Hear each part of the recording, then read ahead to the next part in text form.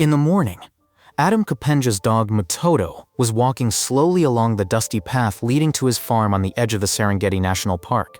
His black-brown coat glistened in the sun, and as always, he was exploring every bush, following familiar smells. Usually Matoto accompanied Adam on his morning chores, but today he decided to go for a walk alone.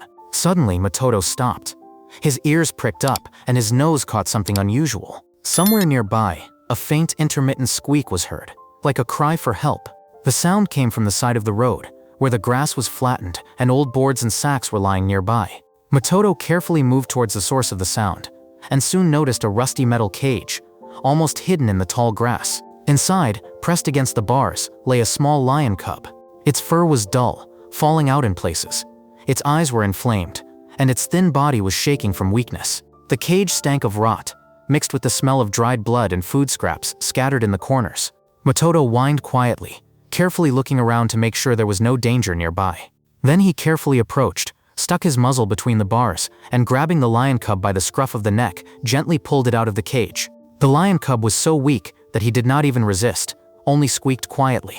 The dog put him down on the path and began to carefully lick the dirty fur, as if trying to comfort the baby.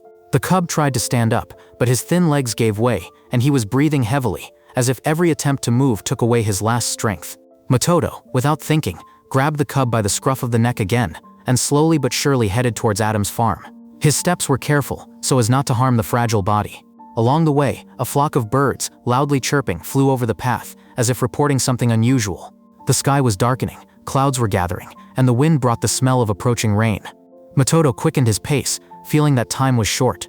The cub, lying in his mouth, closed his eyes, as if fighting off the fatigue that threatened to drag him into a deep sleep.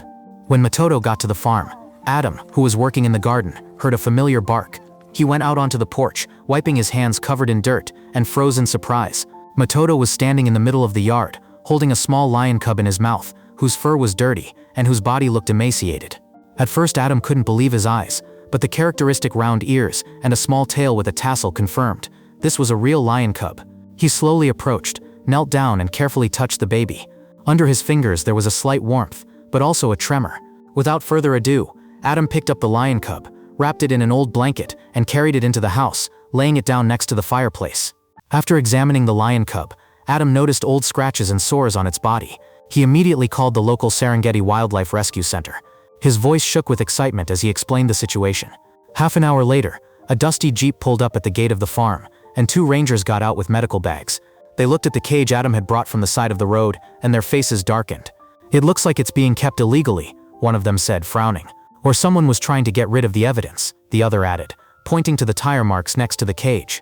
The rangers carefully transferred the lion cub to a special container, wrapping him in a warm blanket.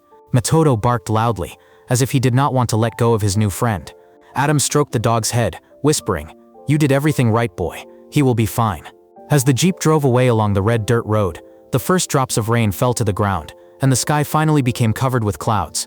At the Serengeti Rescue Center, the vets were already waiting. The lion cub was placed on the examination table. His pulse was weak, his body temperature was low, and the deep wound on his back leg was inflamed. The doctors immediately began treatment. They administered intravenous fluids, antibiotics, and nutrients. The nurse carefully cleaned the wounds, and the lion cub quietly moaned with each touch. "Hold on, baby," the vet whispered. "You're safe now." They fed him small portions of pureed meat and milk formula, and with each sip, a spark of life appeared in the lion cub's eyes.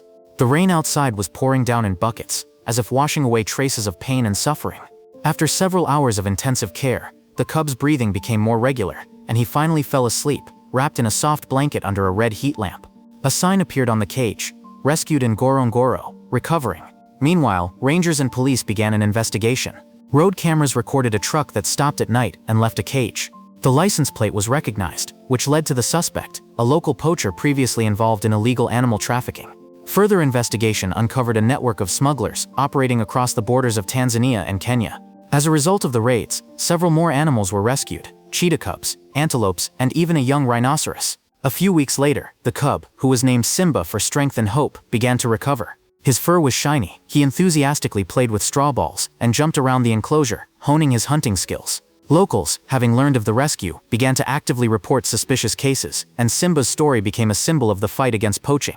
Adam and Matoto became local heroes, their names mentioned in the news all over Tanzania.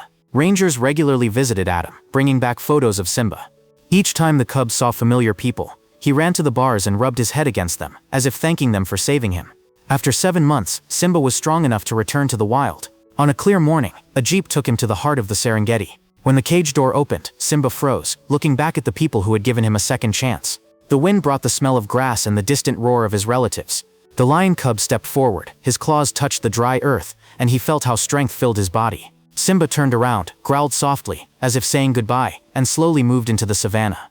People stood silently, watching his figure dissolve into a golden sea of grass under a blue sky. Simba's story spread around the world, inspiring thousands of people to protect wildlife. And Matoto, still slowly wandering along the paths of Ngorongoro, seemed to be waiting for a new meeting that could change another fate. Friends, thank you for taking the time to read this story. If it touched your heart, don't forget to like and subscribe to our channel to support us. See you in the next stories about wildlife.